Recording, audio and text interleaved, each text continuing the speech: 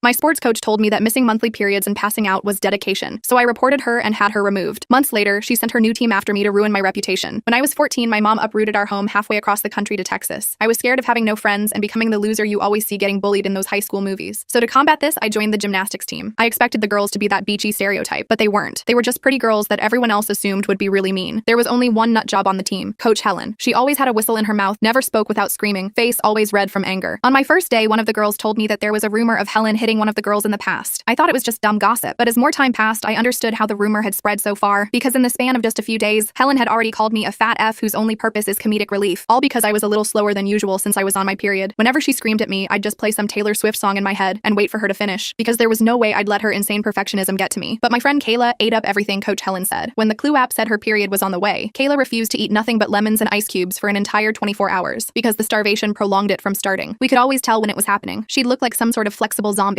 All the starvation made her so skinny that it was hard to look at her during practice. But Coach Helen didn't have that problem. She would come to practice with designer custom leotards and gym bags for her. "This is what happens when you girls don't let your biology get you down," she'd always say, praising Kayla as if she was the golden standard. She then pinched the thigh of another girl on the team. So while Kayla is going above and beyond, Salma over here can't even say no to chocolate cake. None of us found it funny, but we breathed a laugh because we were so scared of her. From there, something changed. When we all sat down to eat lunch together, we'd all be eating less and less. One of the girls started bringing in a single Ferrero Rocher as her main meal of the day, and then gulped down a bunch of water to balance it out. People started bragging about how little they were eating, how many periods they had missed. We all had MyFitnessPal Premium, and added each other as friends to keep us accountable. And don't get me wrong, I wanted to please Coach Helen too, but there was no way I'd walk around looking like I was on the verge of death. So I started eating most of my food at home when no one was around, and completely cut out dessert from my diet. But one day, as I bit into a slice of bread, all my teammates went extremely silent, like, "Okay, thanks everyone." In weeks, our team had gone from preppy, upbeat, and chatty to looking like some sort of cancer support group. Sometimes after good training sessions, she'd even bring us out to eat, and halfway through, all the girls would disappear to the bathroom. When they came back, there was water in their eyes, and you could see traces of vomit on their clothes. But this all made Coach Helen even happier. She constantly reminded us of how much better we looked when we were thin, and how much better the movement did too. Eventually, I actually started to believe that by eating a healthy amount of food every day, I was dragging the team down. So much so that I gave in and started taking these appetite suppressant tablets that Salma had. I still had slightly more meat on my bones compared to the other girls, but it was worth it, because our team was beating every other in competitions, and the team photos were getting so much praise, not just from Coach Helen, but also the other kids in school. One day, me and my mom were visiting San Antonio to see the river walk. We were in the hotel getting ready when I reached up to pull the curtains apart. My mom gasped, "Honey, what the actual F?" I looked at myself in the mirror to see what she was talking about, and that's when I noticed it. For the first time, I saw my body for what it was. Not Coach Helen's dream, not beautifully skinny, not a gymnast's dream.